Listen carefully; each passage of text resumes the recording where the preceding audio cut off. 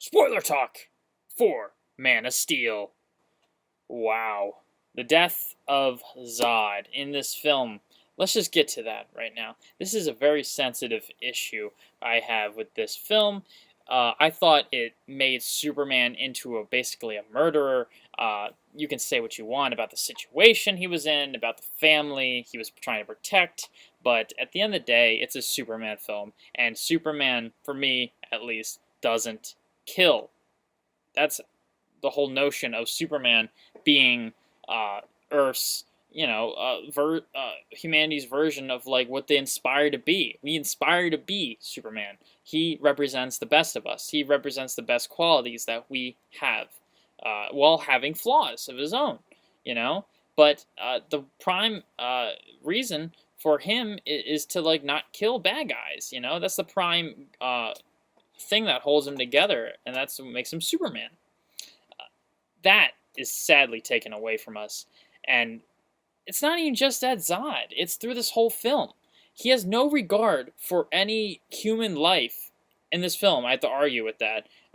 He kills Zod, but he feels sorry for it at the end, I guess, when he screams. But then he flashes to the general next scene, and then we see him just bickering with him and just like this playful banter or something. And then we get this really crappy line from the drill sergeant or whatever that's with him about him being hot. Come on. He just killed the guy, the main villain in this film, and you introduced that little comedic line at the end that made few people in the audience giggle. Like, no. That's not how you do it. That's not how you do Superman. Superman could have easily gotten rid of Zod. He could have, I guess, to temporarily stun him, he could have chopped off Zod's arm with his eye beams if you're that sadistic, or he could have given him a lobotomy with his eye beams or whatever. I know the Phantom Zone was destroyed, and even though we have that scene with Jor-El talking to Lois Lane about the Phantom Zone and how they can use it to send them back, that scene is pointless because those characters aren't sent back and Superman kills Zod. And I guess I wouldn't feel this bad for that scene if it wasn't for the scenes that followed it. There was no repercussions for any of the actions that befell across Metropolis, even with the ensemble cast. There were scenes of just having tickets to a basketball game right after this major disaster played out, and it was just terrible to watch because the whole city's wiped out, and these people just want to just go and just go to basketball game right afterwards. They're like, "Hey, I got tickets to Sunday night's game. Let's go!" I was like, "No, the tickets. What? They would be having basketball after this whole fucking event." Of the destruction of Metropolis, they would be in therapy. But I guess that's okay. I guess the whole trial that those ensemble people went doesn't matter because it's okay because they got basketball. No. Going back to the Zod issue, I also had this thing with me that was very close to home. I think that art represents life and life represents art. And through here, seeing Superman kill Zod and was just weird. It echoed to bear with me. I know, bear with me. It echoed to the events that happened with the killing of Osama bin Laden. I think we, as a country, were praising his death, right? And I, at the time, when I heard the news, I was like, oh, okay, great, we got him, you know? I wasn't against it or I wasn't for it. I was just like, oh, okay, great. But as I observed more, I saw stadiums of people chanting USA, USA, and they were basically praising the death of an individual. I didn't have a problem with us going after him, but I had a problem with the reaction, how we responded as a country to that situation, to that loss of life, and praising us just going in and killing the person was unsettling to me, especially when there's no trial involved. I have to say that I had that same feeling here as I did with that event. I saw a little kid coming out of the Superman film, and I was reminded of another kid who was basically uh, happy that Salman Lanham was dead, and he was like 6 years old, and he didn't even know who Salman Lanham was or what he did. He wouldn't even be able to understand that or comprehend it. And to see this other kid come out of the Superman film and to think that it's okay to kill the bad guy at the end, just like that, I don't know. You know, I understand there's a complete difference here between a global terrorist and a Superman villain.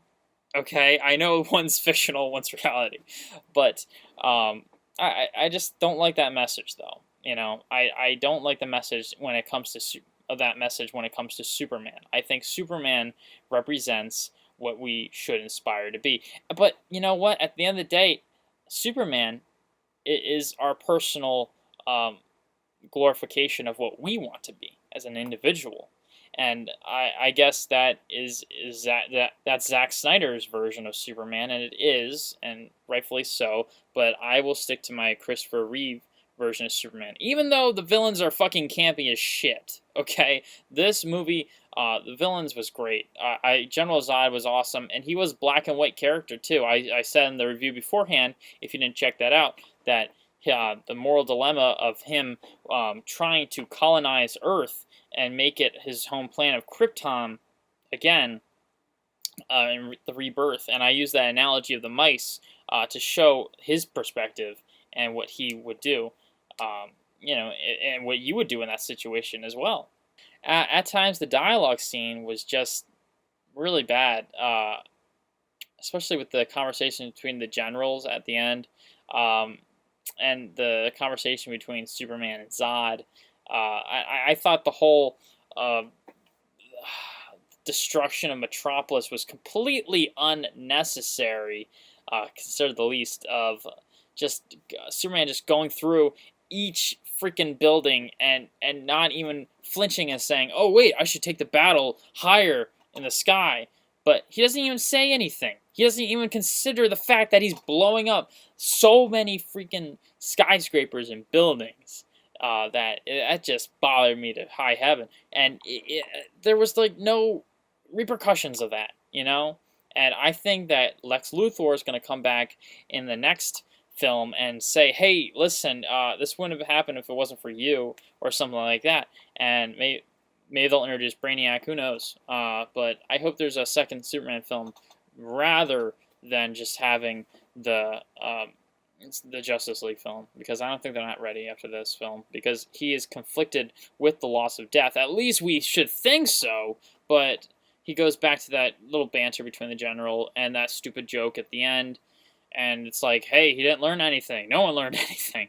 But I don't know. It's just, I like this movie, but I thought it could have been a very much like better portrayal of the character. Superman is there for good, and he represented good for most part of this film, but not that scene.